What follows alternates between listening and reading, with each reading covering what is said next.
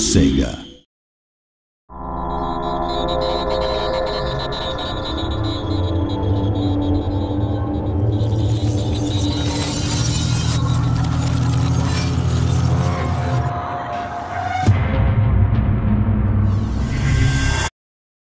My name is Kerry Ganofsky, and I'm the CEO and founder of High Voltage Software. My name is Nofsinger, and I'm Chief Creative Officer at High Voltage Software.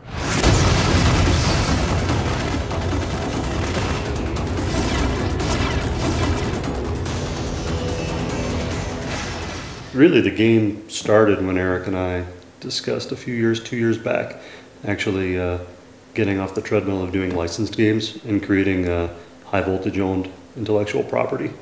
We were sort of bemusing the state of the Wii. There was so much opportunity with the hardware platform, yet it seemed like so many of the products were just terrible. Sega's aside, of course, but you know, there were just really a lot of very bad games for the Wii, and there weren't any first-person shooters to speak of. The ones that did come out, there's like 12 that have come out. The majority of those have been ports or very poor quality. So you know, it just made a lot of sense to us to, you know, as we had the funding to do original IP development, you know, go where there's opportunity. And there was a lot of opportunity on the Wii. We believed in the console, and we believed in the game we were trying to make. And then everything else just sort of became a healthy competition within the team and within ourselves to make the game better and better.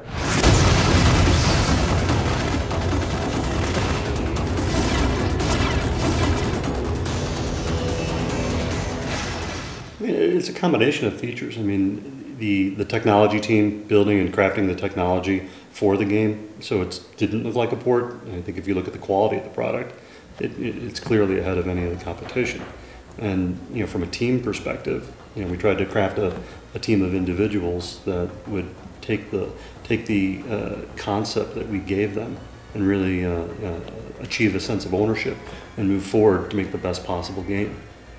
Our first step really was to create a technical demo that proved out that the Wii was indeed capable of doing many of the things that we saw on other hardware consoles, but like normal mapping, environment mapping, material-based effects, that sort of thing that, you know, are fairly commonplace on 360 but unheard of on the Wii. And what we found is everything we challenged our advanced technology group with, they exceeded our expectations. And so we had this phenomenal technical demo.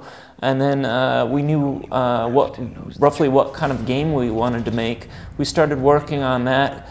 Almost immediately we started getting in feedback from media.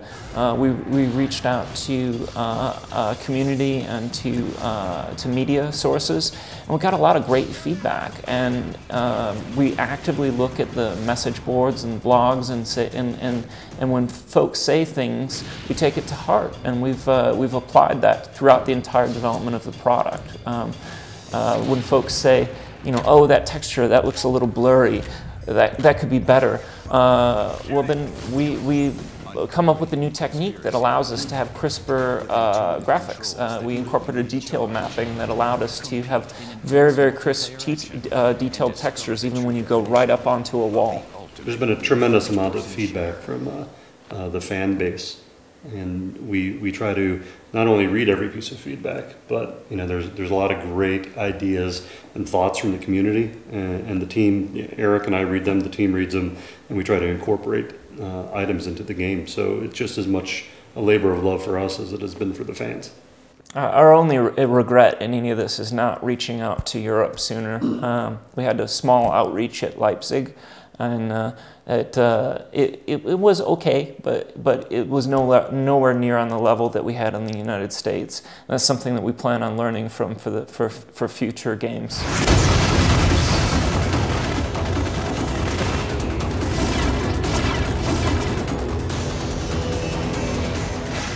We're doing fine, and to be honest, it's a good pressure. We see, you know, the message boards explode, or IGN or different sites will say how great the Conduit's going to be. Well, and then on the development team, we have a lot to live up to. You know, we look at that and we say, oh, maybe we need to take a harder look at what we're doing and really even do that much more. So throughout the entire development, it's been very iterative and allowed for us to do, continually raise the bar of what was our standard for the best possible Wii game. And given that this is our first original IP, quality was the mantra that Eric and I established for the team. It was quality, quality, quality. And if it didn't meet a bar, we didn't want to put it in the game, and there's certain features that, just didn't make it in this version, and that's great for version 2. Yeah. There were a lot of things in this game that we wanted to do. We haven't had prototyped, but it just felt like it would have been a cop-out to the fans. It would have been too forced to try to force this different feature sets in, like Wii Motion Plus was one that we really wanted to support the device, and it's a great little device, but it turned out that it really didn't do much for our ranged combat. We even tried prototyping some melee-based weapons, and they showed a lot of promise, but we didn't want to do something that wasn't the highest possible quality, and we didn't have enough time left in development to do it to our own standards. Gamers around the world, they know quality. They know when something's been worked on versus kludged in right at the last minute. Someone tries to squeeze a feature in just because it's a bullet point. I mean, we really wanted to focus on, is this right for the experience? Is it right for the game? And then we put it in.